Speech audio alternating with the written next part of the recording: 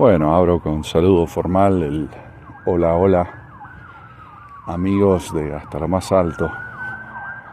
Bienvenidos una vez más a este espacio en el que hablamos de las cosas que al final, digamos, hacia el punto de la madurez, hacia ese final me refiero, no al simple, al final, la expresión, como decir, como consecuencia. Bueno, estamos hablando del proceso de maduración, y en el proceso de maduración opino, pero firmemente, que se puede hablar un poco más de aquello que es,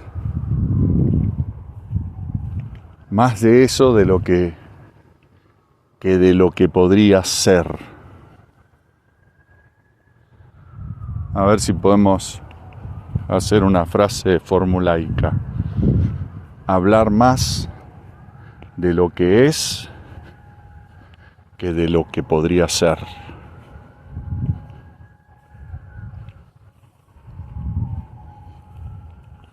Y es un poco la mirada de Hasta lo Más Alto, o la mirada mía, en general, un poco la impronta del canal.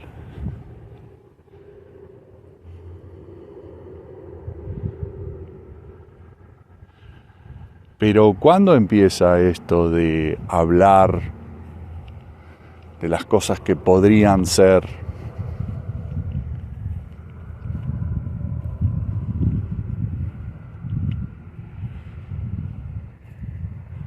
Y está bueno usar la narrativa bíblica para remontarnos en el tiempo. Y citando, por ejemplo, a Abraham, ya no necesitamos decir 4.000 años o 2.500 años antes de Cristo.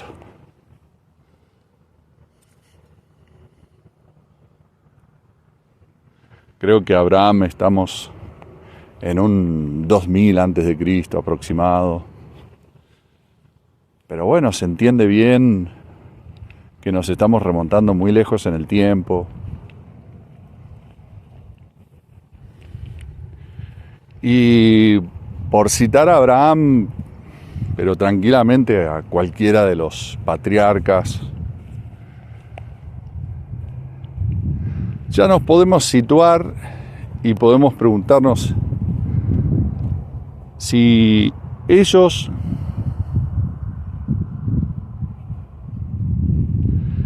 tenían una necesidad de ahondar en la ciencia.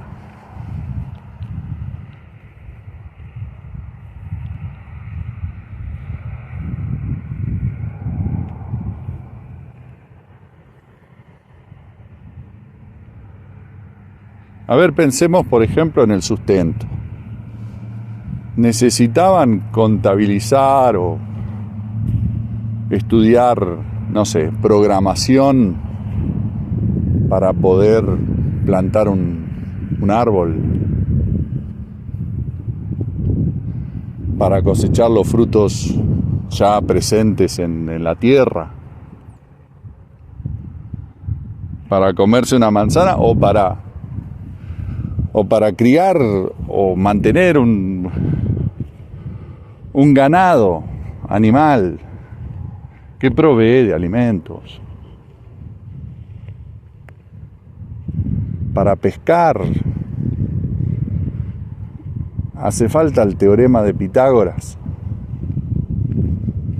Para cazar hace falta estudiarlo científicamente, y se podrá hacer un poco más efectivo, se podrá llegar más lejos, quizás es un poco más fácil, más cómodo cazar con un calibre .22 o .44, no sé cuáles son los calibres de los rifles de caza.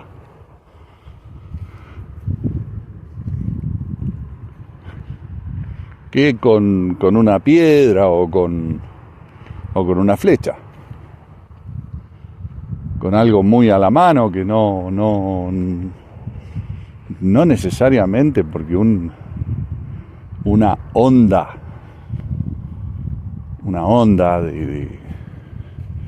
en Argentina le dicen gomera, en México resortera. Una resortera se puede utilizar para cazar palomas y las fabrica con toda maestría un chico de 9 años haciendo el estudio sobre la misma, en la propia experiencia de armado de la resortera. Y una vez hace una con elásticos muy largos y otra vez lo acorta un poco y le refuerza esta parte y la horqueta la escoge más grande o más chica, o tuvo la suerte de encontrar una muy al tamaño de su mano y eso es todo, eso es toda la ciencia necesaria para fabricar armas de caza o arsenal de caza, armamento de caza, así es que se puede llamar armamento. Digamos herramientas para la cacería. Y para la pesca, darse cuenta que con una red se puede llegar más lejos que con la mano, y que con un arpón estudio ahí un poquito el ángulo de la refracción de la luz, pero no necesito con un arpón ir a la universidad y hacer todos los cálculos y contemplar la velocidad de la luz, entre comillas, la velocidad de la luz, que hoy se da por hecho, pero es un planteo científico. Cae bajo el rótulo ciencia. Es un producto de la ciencia.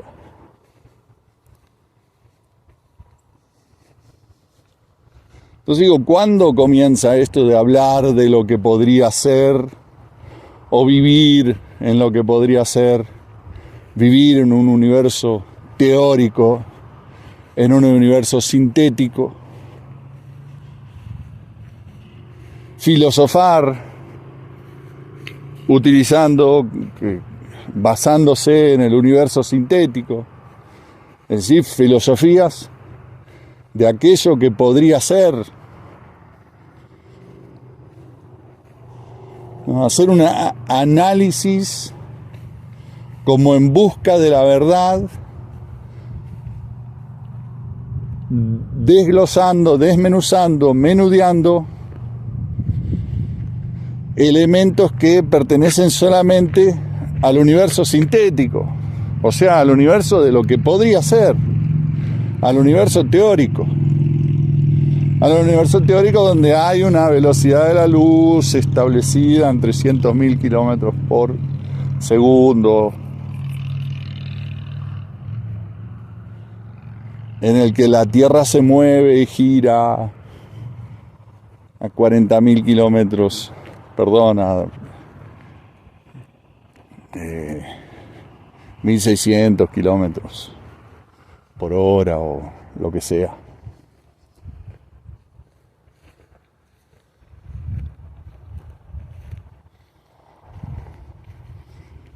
Entonces, claro, hay que volver a hablar de lo que es por encima de lo que podría ser.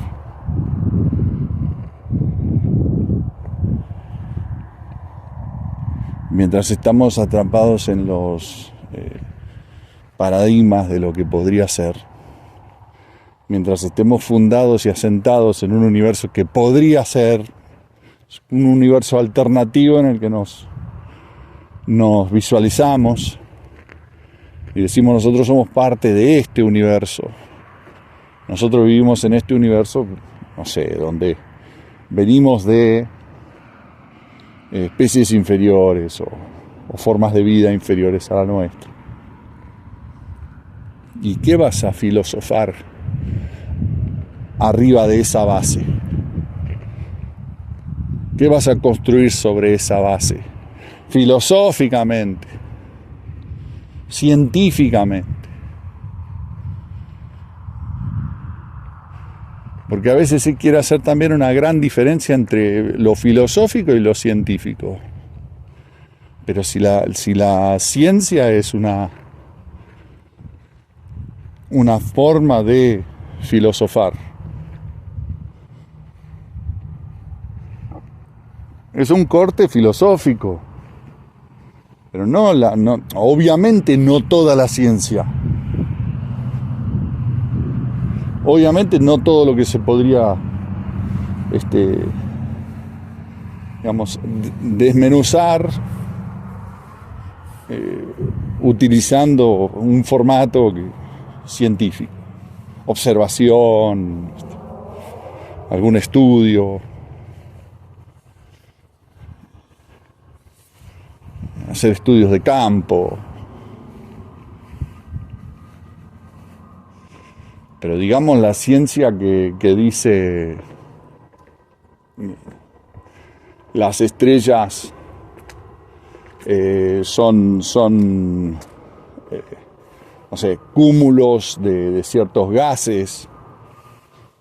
No, bueno, eso es una manera de filosofar. Está filosofando, revistiendo, dándole el corte científico a la filosofía, pero nuevamente es hablar de lo que podría ser una posibilidad remota o una posibilidad simplemente quimérica, o sea, un ejercicio de pensamiento. ¿Cómo serían las cosas? ¿Qué tal si las estrellas son gases y que se formaron así, se formaron asá, que el universo en expansión?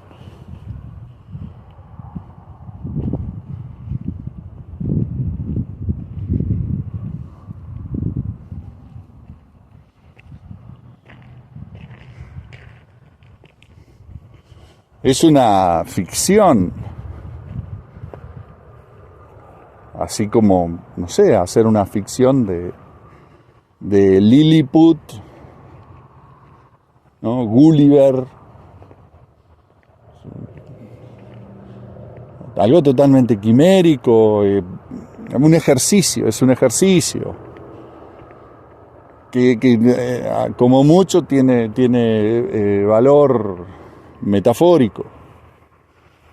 O sea, se puede, como ejercicio, se puede, derivar, o se puede extraer de la ficción Gulliver, se puede hacer analogías, análisis de nuestra realidad basado en los pequeños intereses, las preguntas que pueda haber despertado en uno una apreciación de las leyendas de Gulliver. Entonces podrá decir uno, en lugar de ser un gigante que va a un mundo de hombres minúsculos, o el viaje donde ocurre lo opuesto, que es al mundo de los gigantes, bueno, llevar eso a, no sé, lo que podría ser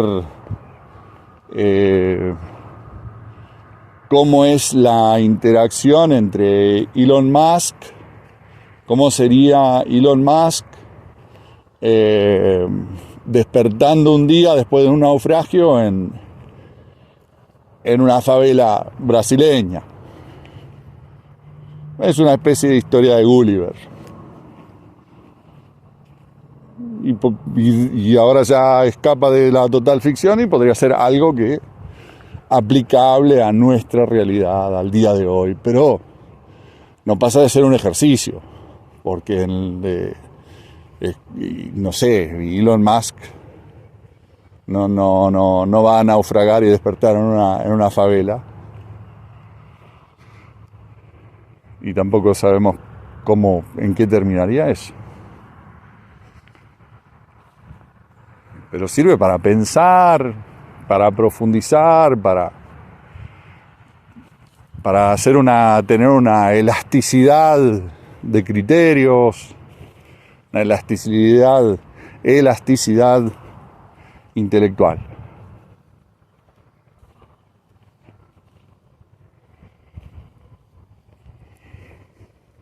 Entonces esto de hablar de lo que podría ser por sobre lo que es, viene de muy lejos.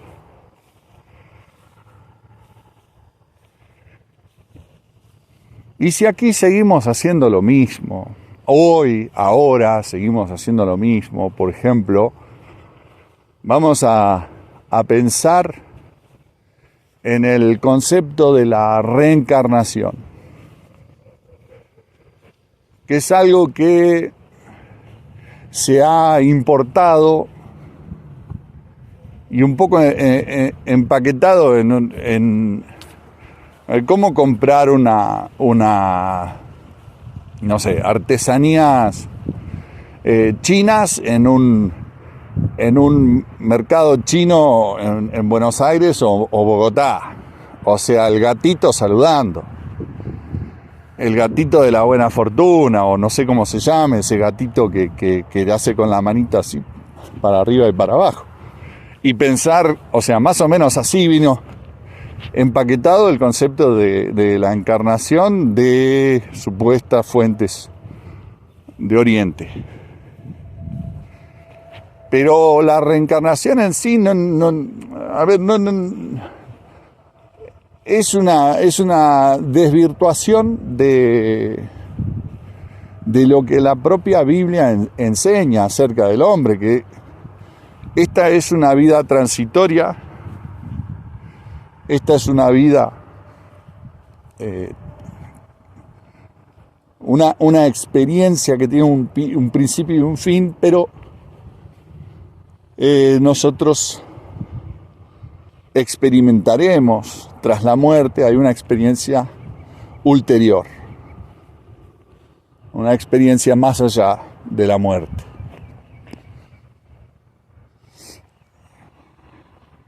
Y eso es lo que es y lo que siempre ha sido. Y la reencarnación es eso, pero ya agregándole a eso unos supuestos y unos podrían ser. O sea, cosas que a ver, una cosa sí, vamos a admitir que es prácticamente imposible, sin acudir al testimonio de los evangelios, es prácticamente imposible demostrar que hay una experiencia después de la muerte.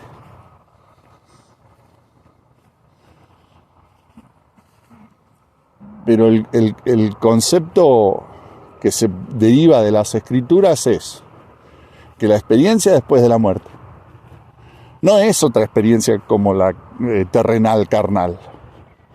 Es una experiencia que en otra dimensión, si queremos usar un término. Es una experiencia espiritual. Por lo cual, intentar demostrarlo es totalmente absurdo. Ahora, la reencarnación propone que la experiencia después de la muerte ocurre nuevamente carnalmente. O sea, es una experiencia nuevamente física.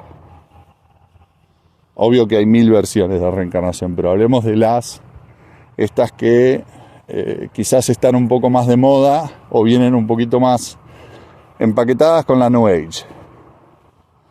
Ya no es esa reencarnación en una hormiga o reencarnación en un perro, sino que esto es más como que en una de mis vidas pasadas fui una princesa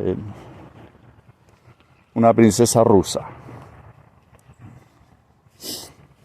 Y que el análisis, ¿cómo se llama? Cáusico, ¿cómo es esa palabra? Bueno, alguno me la sabrá después suministrar en los comentarios.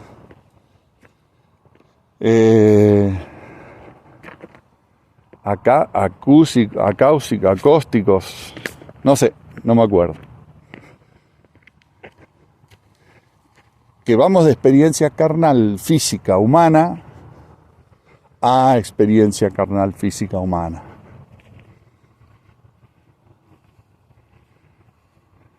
Entonces, acá las evidencias deberían estar aquí. O sea, yo soy alguien que ya fue. Vengo de vidas que, digamos,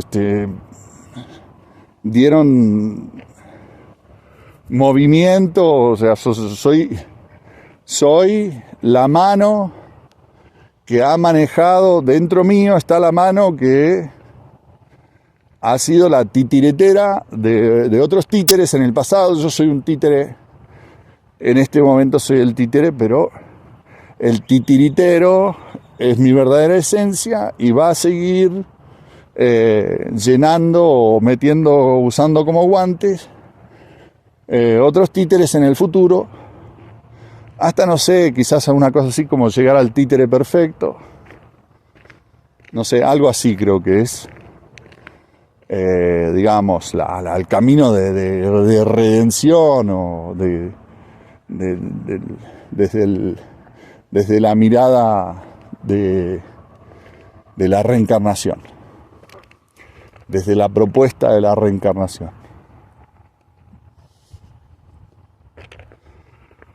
Pero bueno, si eso de alguna manera yo debería poder demostrarlo, debería estar mucho más cerca de demostrarlo que lo que siempre se ha dicho y siempre se ha propuesto y siempre hemos sabido, de que nuestra experiencia es física, aquí es donde despertamos a nuestra conciencia, aquí nos reconocemos a nosotros mismos, pero vamos a una experiencia espiritual en última instancia.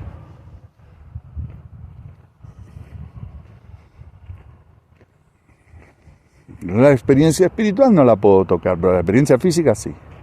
Bueno, aquí estoy yo. A ver, ¿cómo puedo demostrar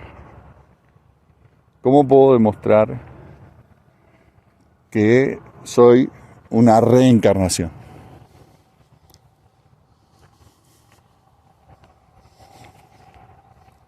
O sea, lo más cercano a esto sucede cuando vemos hijos de padres y podemos reconocer en la cara del hijo, podemos reconocer al padre o a la madre. Y de alguna manera eso es una reencarnación. Pero más allá de eso, no se podría... No hay manera, pero es que es una simple quimera y una simple ficción.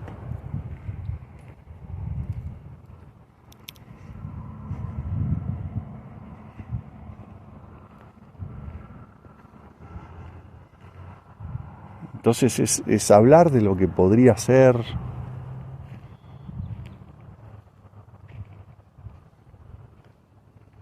y no de lo que es.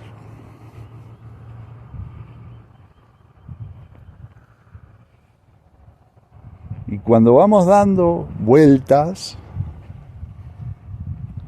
vamos caminando por esta vida, cada vez por simple experiencia vamos cayendo en cuenta de que hay una verdad que es, y cada vez nos es más difícil negarla o ignorarla.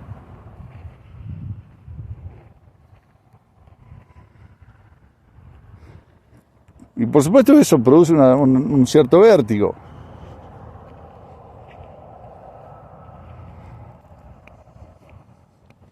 Porque decimos, bueno, tengo que retractarme, tengo que dar algunos pasos hacia atrás porque yo había avanzado mucho en la vida pensando que tal cosa. Por decir, pensando que las estrellas eran gases, conjunto de gas, un cúmulo de gas ahí en perpetua gravedad, reacción, combustión, nadie sabe exactamente cómo. Y ahora tengo que desandar ese camino. Como decía, tristemente, hasta el día de hoy se sigue hablando más de lo que podría ser que de lo que es.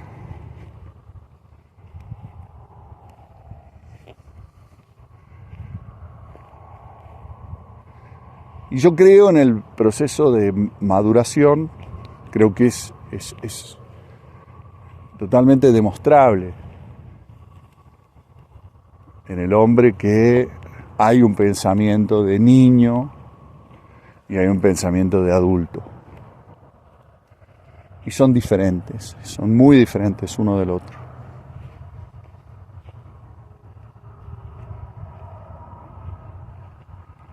Y se puede pensar como niño. Y de alguna manera aquí podríamos decir que pensar como niño es pensar, basar lo que pienso, hacer girar todo mi pensamiento en torno a algunas cosas que podrían ser.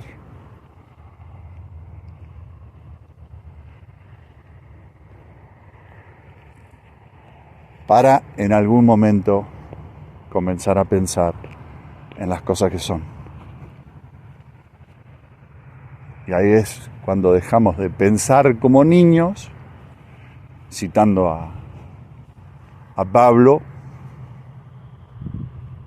cuando era niño pensaba como niño.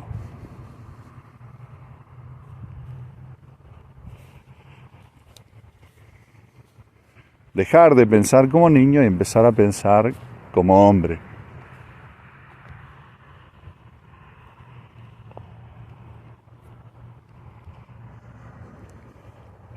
Y el reto quizás sea, o uno de los retos seguramente es, el reto de que dejar de pensar como niño implica una humillación, un bajar la cabeza. Dejar de pensar como niño implica la confesión de que alguna vez navegué en el universo de lo que podría ser, en el universo de las quimeras, en el universo de la ficción. Hoy confieso que todo eso es nada. Por lo tanto, yo, por las mías, en mi propio concepto, de mi propia elaboración, no llego jamás a nada.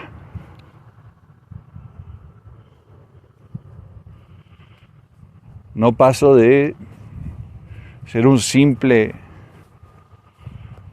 mortal frágil, como un pequeño ente animado, una especie de títere que disfruta de los movimientos que me son posibles por el simple hecho de ser un títere.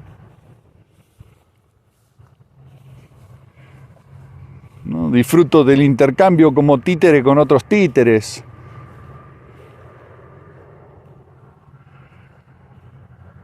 Pero confieso que todo eso era simplemente pensar como niño. Todo eso estaba basado en una ficción. Entonces implica bajar la cabeza, reconocer estas cosas. Y bueno, es muy natural en nosotros que no queramos hacerlo. Nos cuesta mucho hacer eso. Pero pienso que somos llamados a hacerlo. La invitación está siempre allí. Internamente todos estamos en un proceso en el que a algo queremos llegar.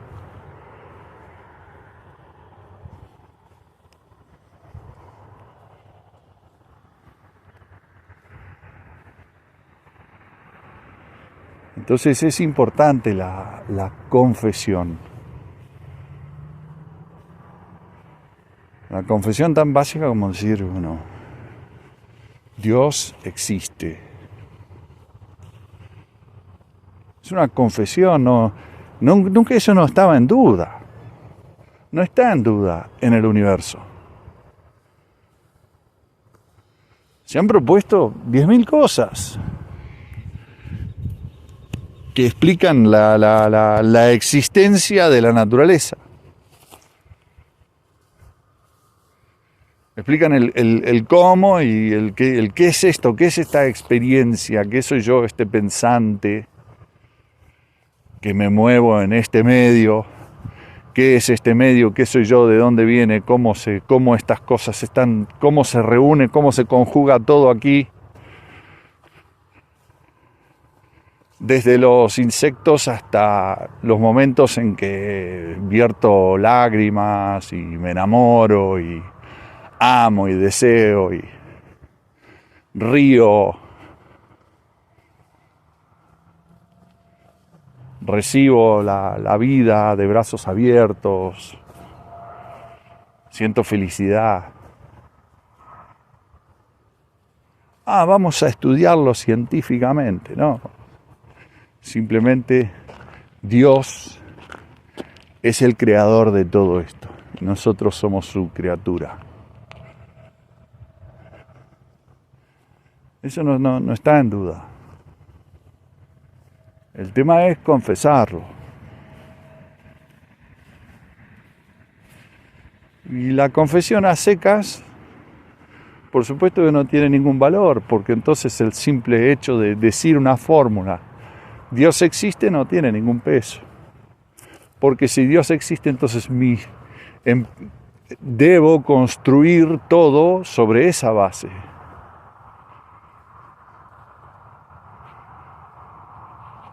Porque Dios es la última instancia, o sea, es la primera causa, es el comienzo y es el fin.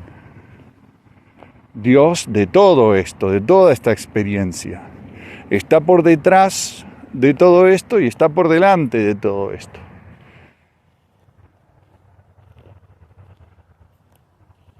Entonces, ¿dónde voy a estar deambulando filosóficamente, intelectualmente, científicamente? Una vez que hago la confesión, Dios existe.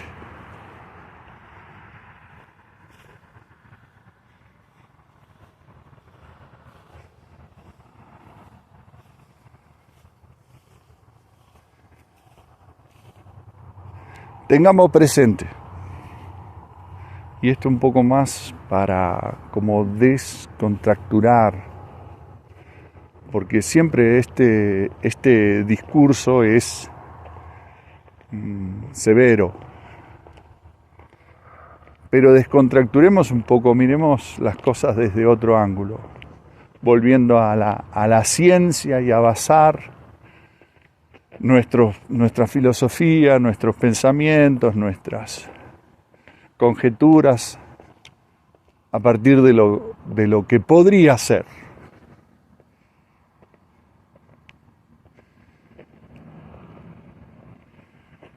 Remontémonos otra vez a algún patriarca, digamos en esta ocasión, digamos José o Daniel, ya no patriarcas, ¿no? Ninguno de los dos, o José quizás.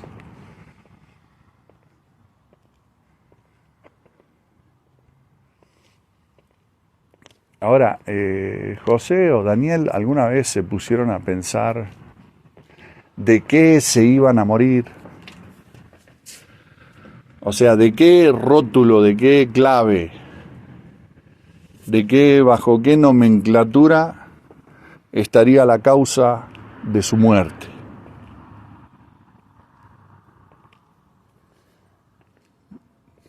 En cambio nosotros tenemos todo, todas las causas posibles, todo rotulado. Tenemos a nuestros abuelos que se están muriendo de 85, de 95, hasta de 100 años en muchos casos.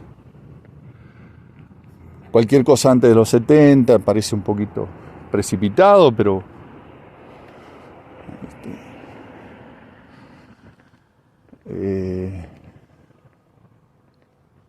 y sin embargo, en todos los casos, de todos los fallecidos, tendremos para decir, tenía una cuestión de la vesícula. El discurso de la ciencia, ¿no? El discurso de la ciencia. La filosofía de la ciencia. Es decir, a ver, vamos a estudiar esto científicamente para ver cómo se comporta, para ver... Y entonces terminamos diciendo, se murió la tía Juana, se murió la tía Teresa, y era por el tema de los triglicéridos y por el tema de porque a ella le habían dicho que 400 y que no sé qué, porque tienen la máquina que cuenta los triglicéridos. Por eso yo ahora tomo leche de soja, qué sé yo, por decir cualquier cosa.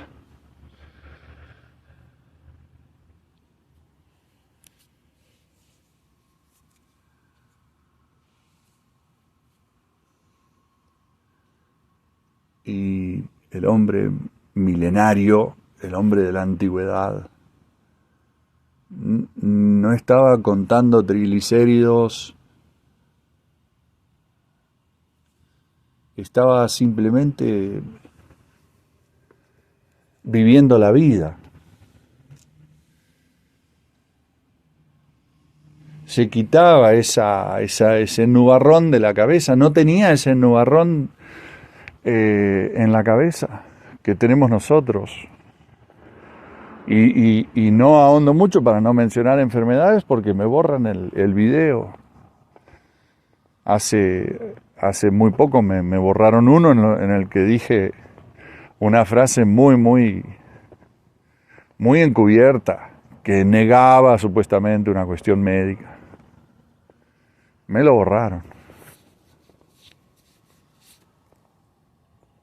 Entonces no puedo ahondar demasiado en eso, pero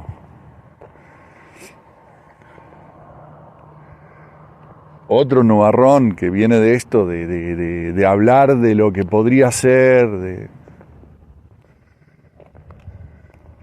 pensamiento científico, es todo el tema de, por ejemplo,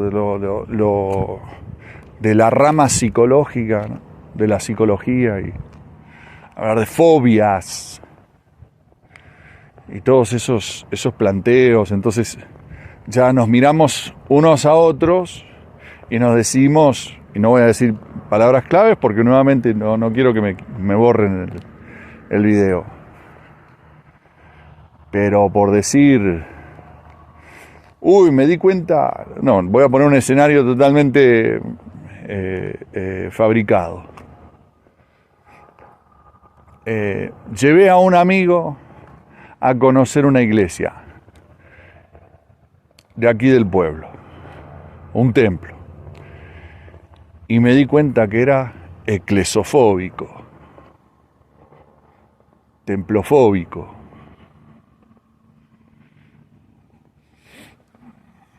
Y eso, si bien es totalmente un invento aquí, en este momento, pero eso es un poco la mirada que tenemos mutuamente, porque tenemos el nubarrón instalado,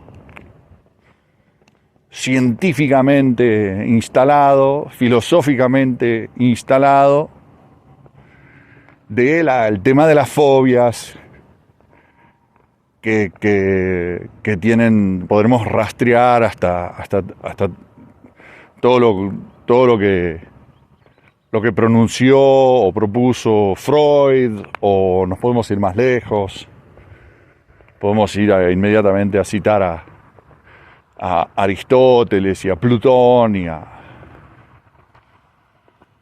¿Plutón se llamaba? Platón. Platón.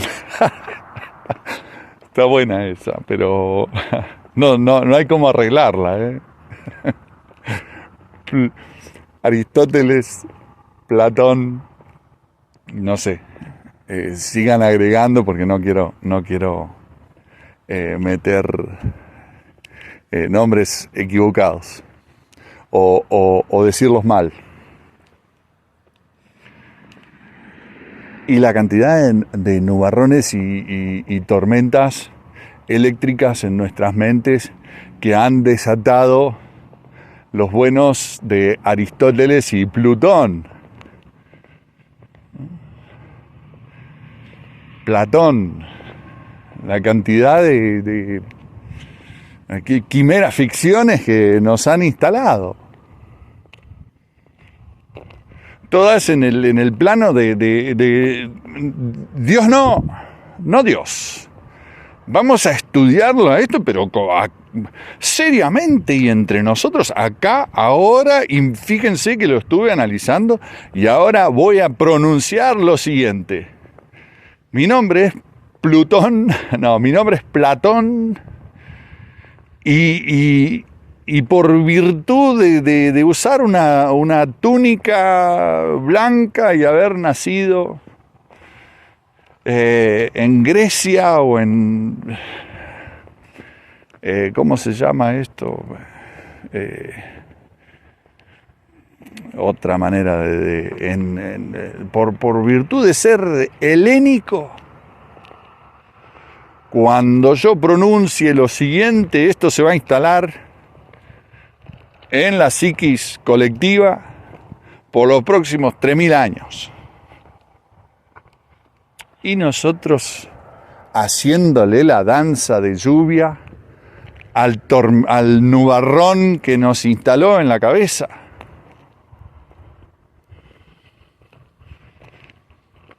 En esas andamos. Entonces, pensemos un poco en qué realmente significa cuando en la Biblia, cuando en nuestro saber milenario se habla de hechizos. ¿Qué son los hechizos?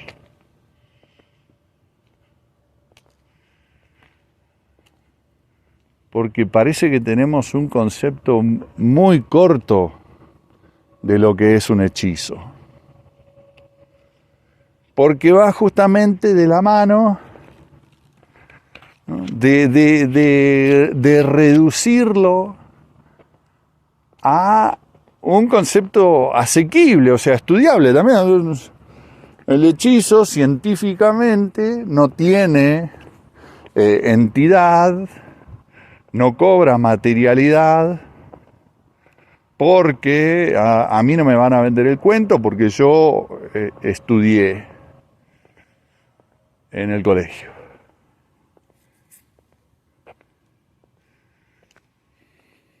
Y hasta ahí se llega con lo del hechizo. Entonces, claro, vinculamos el concepto de hechicería, lo vinculamos a una cuestión de barrio, ¿no? Claro, las hechiceras que hechizan las mujeres resentidas, hechizan a los hombres traidores para que vuelvan a ellas. A eso limitamos o a eso reducimos la hechicería.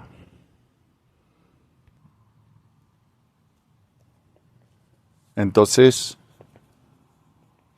ampliemos un poco, seamos un poco más elásticos y contemplemos la posibilidad de que las hechicerías no se pronuncian en los barrios bajos de las grandes ciudades, o que se pueden pronunciar tranquilamente allí, pero la mayoría de nosotros estamos exentos o quedamos libres de ese tipo de hechizos. El problema son los hechizos que se han pronunciado para hechizarnos a nosotros. Esos son los hechizos que debemos contemplar. Contemplar la posibilidad de que los hechizos son todas aquellas mentiras que forman la infraestructura, son parte de la infraestructura ideológica, filosófica, psicológica, sensual, sensorial, espiritual, nuestra, hoy. Todas las mentiras que conforman nuestra infraestructura, sobre las que estamos asentados, esos son realmente los hechizos que nos conciernen.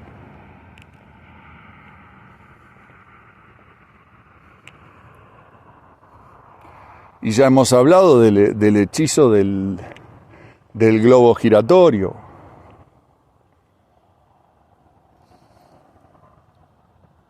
A fondo lo hemos hablado.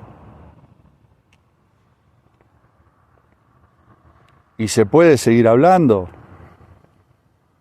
Y de ahí podemos sacar un montón de ejemplos. Por ejemplo, el péndulo de Foucault es un hechizo pronunciado sobre Occidente. O sea, toda la bola colgándose, así pensamos en la tontería del hipnotismo, con este cliché del el relojito o el péndulo frente a nuestros ojos y para acá y para allá y fijar los ojos en el péndulo. No sé si eso tiene si se sigue utilizando, pero por lo menos en los dibujos animados de Disney aparecía esa actividad vinculada al hipnotismo.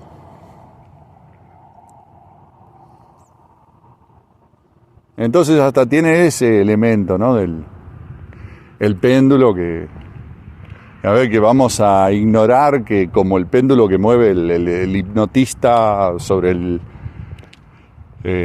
su paciente, digamos, entre comillas, sobre su víctima, si se quiere. Y no vamos a ignorar que ese péndulo es movido por la mano del hipnotista. De la misma manera que no podemos ignorar que el péndulo de Foucault es movido por la mano de quien quiere pronunciar el hechizo.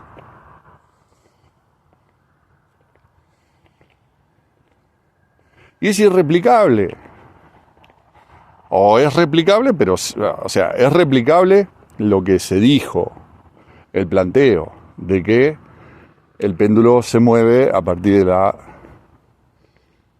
la rotación de la Tierra.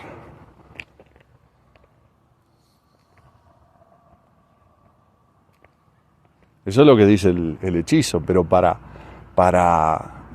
repetirlo, para repetir el hechizo, no se puede prescindir de el accionar físico del péndulo. como se supone que ocurrió en aquel experimento de Foucault.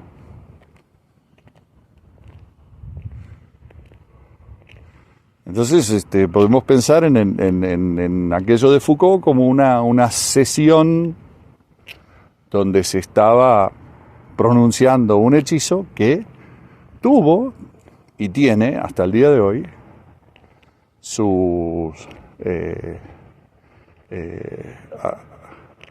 un cuerpo de hechizados.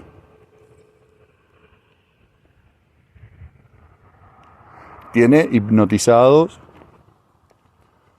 a una buena parte de Occidente. En ese pequeño aspecto. El hechizo de la gravedad, el pronunciamiento de Newton,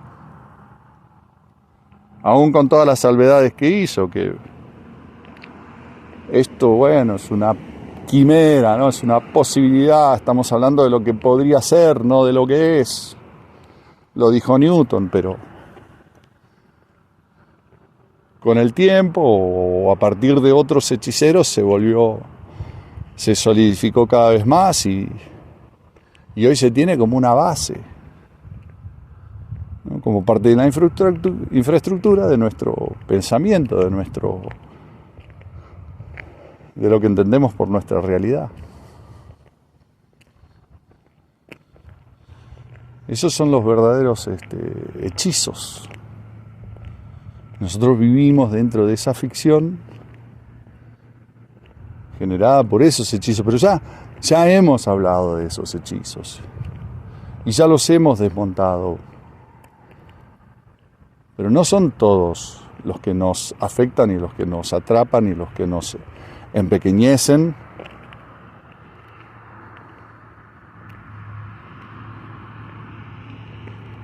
Porque los hay en todo campo.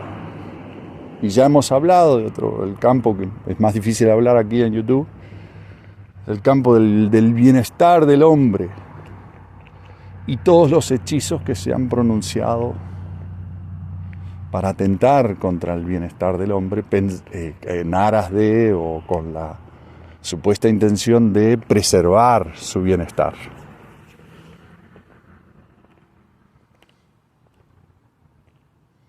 Y alguna generación se habrá tomado todas las pastillas de calcio porque hubo un hechizo que, ¿no? Por decir, un complejo multivitamínico, se lo tomaron en cubetas de píldoras, baldadas, paladas de píldoras multivitamínicas. Esos son los hechizos que sí, colectivamente, se han ido desmontando. Pero hay más que eso. Y nuestro intento de desmantelar y de enfrentar cada uno de los hechizos puede hacer que estemos enfocados más en todo el universo de aquello lo que podría ser, lo que nos dicen que podría ser. O sea, estamos haciendo charla, estamos analizando, estudiando, evaluando, tratando de desmontar cada uno de los hechizos que han sido pronunciados sobre nosotros y que son las bases de nuestra realidad presente.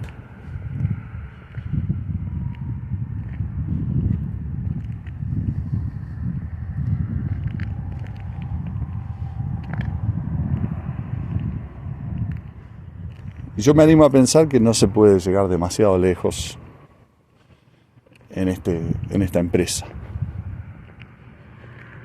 en ese emprendimiento, en ese cometido. No se puede llegar demasiado lejos. Digamos que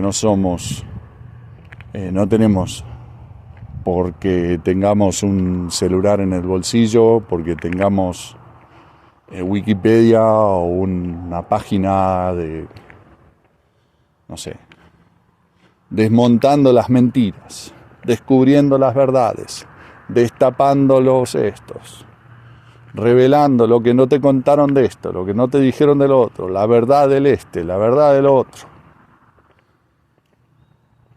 Porque estemos suscritos a cada uno de esos canales en YouTube, porque sigamos a alguien en Instagram. No llegaremos al fondo de la cuestión. Pues ahí viene el tema de la confesión, o sea, humanamente no tenemos tanta energía. No dejemos de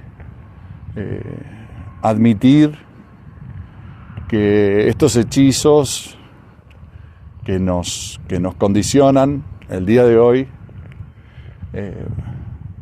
fueron pergeniados, pronunciados por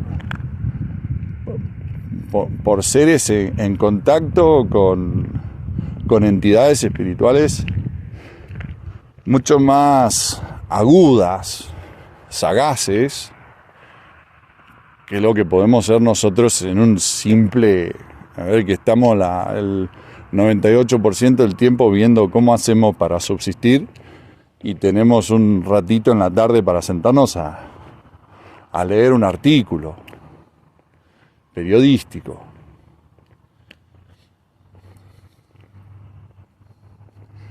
Y en esa dieta de datos, en esa dieta empírica tan pobre,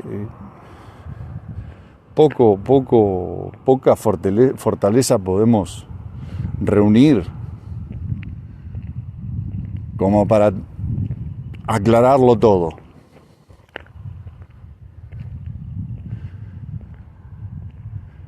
Pero sí confesamos que Dios es nuestro creador. Si bajamos la cabeza, soy incapaz, estoy engañado también. Me salí de un engaño, pero caí en otro. Me desperté de un engaño, pero no me doy cuenta de este. No me doy cuenta de todos los engaños. ¿Quién conoce su propio mal?, dijo el salmista.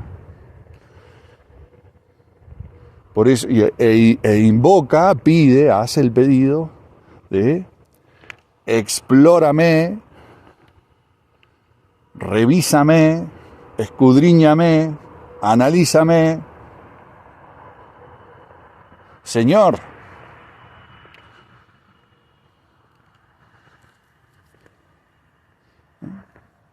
y libérame de todo engaño.